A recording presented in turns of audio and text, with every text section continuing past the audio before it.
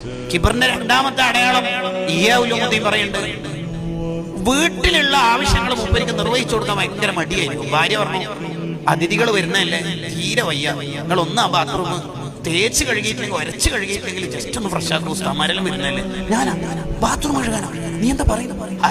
മൂപ്പർക്ക് ഭയങ്കര സംഭവം. അടിച്ചു വാരിയിട്ടുണ്ട് നബി സല്ലല്ലാഹു അലൈഹി വസല്ലം തങ്ങൾ, വീട് അടിച്ചു വാരിയിട്ടുണ്ട്. പാല് കറന്നു കൊടുത്തിട്ടുണ്ട് ആർക്ക്? ഭാര്യക്ക് കുടിക്കാൻ. പാത്രം കഴുകി കൊടുത്തിട്ടുണ്ട് നമ്മളെ നേതാവ്.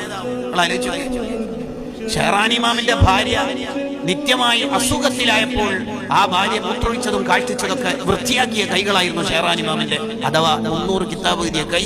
അതിനു വേണ്ടി മാത്രമല്ല എനിക്ക് അള്ളാഹു തന്നത് എന്ന ബോധം ഷെഹ്റാൻ ഇമാമിനുണ്ട് കേട്ടോ. പാതിരാത്രി എന്റെ അബ്ദുറഹ്മാൻ എന്ന മോനെ കരയുമ്പോൾ എന്റെ ഭാര്യന്റെ ഉറക്ക് ശല്യാവോ എന്ന് പേടിച്ചിട്ട് ഞാൻ ആ മോനെ എടുത്തിട്ട് അപ്പുറം ഇപ്പുറമൊക്കെ കൊണ്ടുപോയി സുബി വരെ അവനെ ഉറക്കാൻ ഞാൻ ശ്രമിക്കും. എന്തിന്?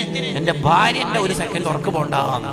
കണ്ടോ, കിബറില്ലാത്ത മനുഷ്യന്മാര് ജീവിച്ചു പോയ മണ്ണാണ് നമ്മുടെ മണ്ണ്. ഷെഹ്റാൻ ഇമാം ഇതൊക്കെ പറയുന്നത് തന്റെ അൽ മിനൻ എന്ന ഗ്രന്ഥത്തിലാണ്.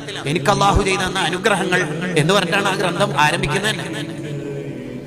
മൂന്നാമത്തെ ഒരു അടയാളാണ്, വീട്ടിലേക്കുള്ള അവശ്യ വസ്തുക്കൾ വാങ്ങിക്കൊണ്ടുവരാൻ ഒരാൾക്ക് മടി തോന്നുന്നുണ്ടെങ്കിൽ അതിൽ കിബറുന്ന അതിനർത്ഥം.